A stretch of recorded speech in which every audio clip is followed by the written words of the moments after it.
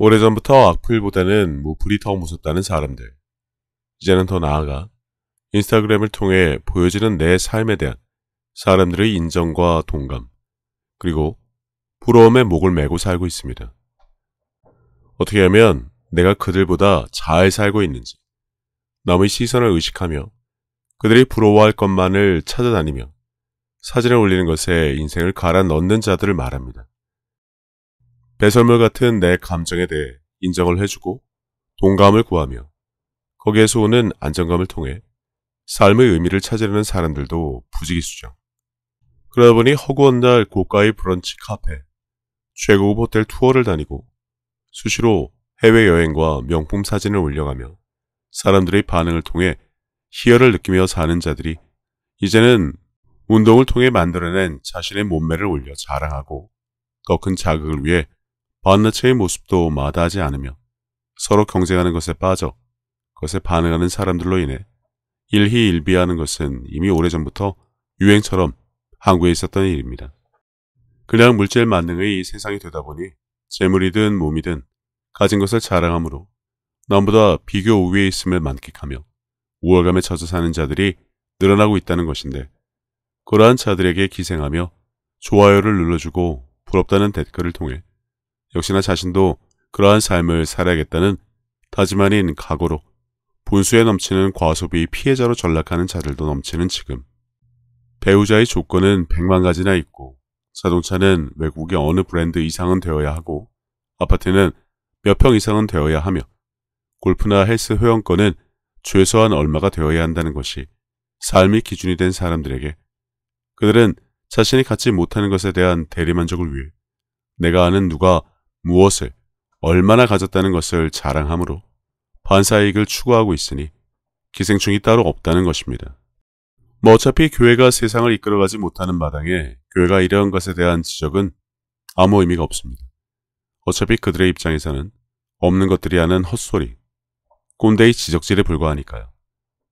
이런 마당에 교회의 자랑거리, 보여주고 인정받아야 할 대상은 당연히 하나님이시기 때문에 더 말을 할 필요도 없지만 정작 신자들의 삶은 거기에 합당한지 살펴보고자 합니다.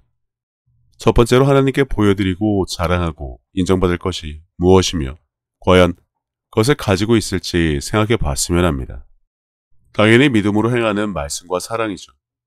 말씀에 순종하며 살면서 이웃을 서로 사랑하고 믿음으로 말씀을 행하는가, 그리고 주님의 일을 이어서 하는 것 등 여러 가지가 있을 텐데 각자 생각하면 됩니다.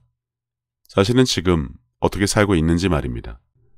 어차피 이 부분에 대해 아무리 성경 말씀을 인용하고 길게 설명을 해봐야 별로 소용이 없으니까요. 성경 백독을 자랑할지, 안기를 자랑할지, 헌금을 자랑할지, 봉사를 자랑할지 각자 각양각색의 잣대가 있기 때문에 무의미하다는 것이고요.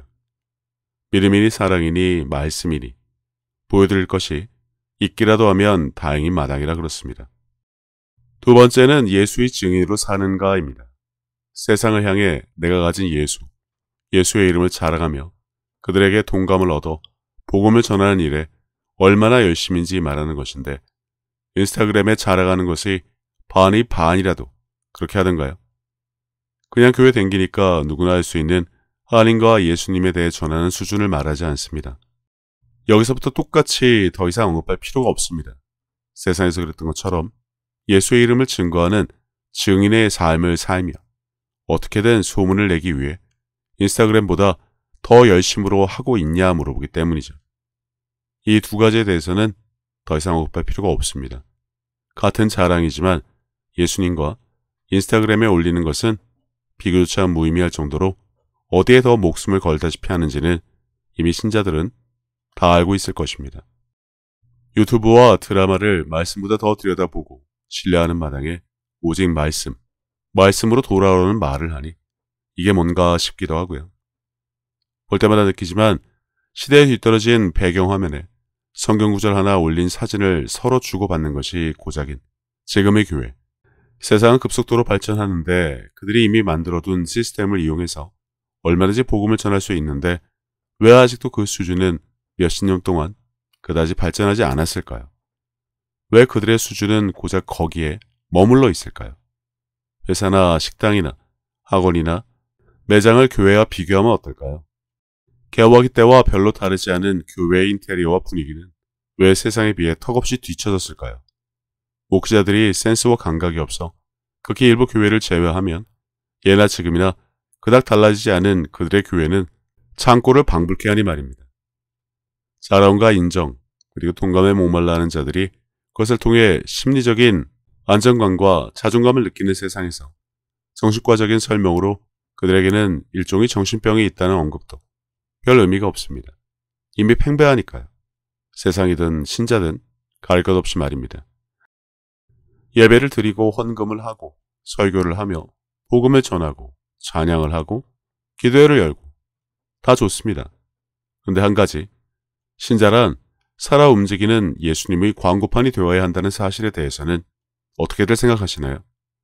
그냥 한 가지 예를 두고서 풀어보자면 남편이든 아빠든 교회 전도하는 것을 평생의 목표로 삼은 자들이 교회마다 차고 넘치는 이유에 대해 살펴봤으면 합니다. 평생을 두고 하는 기도 제목의 탑은 언제나 남편이나 아빠, 교회에 전도하는 것이죠. 근데 하루 이틀도 아니고 몇 년에 수십 년을 해도 안 되는 이유는 무엇일까요? 기도발이 약해서일까요? 아니면 남편이나 아빠가 교회에 오는 것은 하나님의 뜻이 아니라서 그럴까요? 그것도 기사와 표적을 부정하며 오직 말씀과 기도로 모든 것이 가능하다면서 왜 정작 남편과 아빠 하나 교회로 전도하지 못하는지 심각하게 생각이라도 했을지 궁금할 뿐입니다. 워낙 완강해서 평일에 일이 힘들어 주말에는 쉬어야 하니까 주말에 등산과 골프 못하는 것이 싫어서 술과 담배 끊으라 할까봐 그게 싫어서 아무튼 과연 그것이 이유일까요?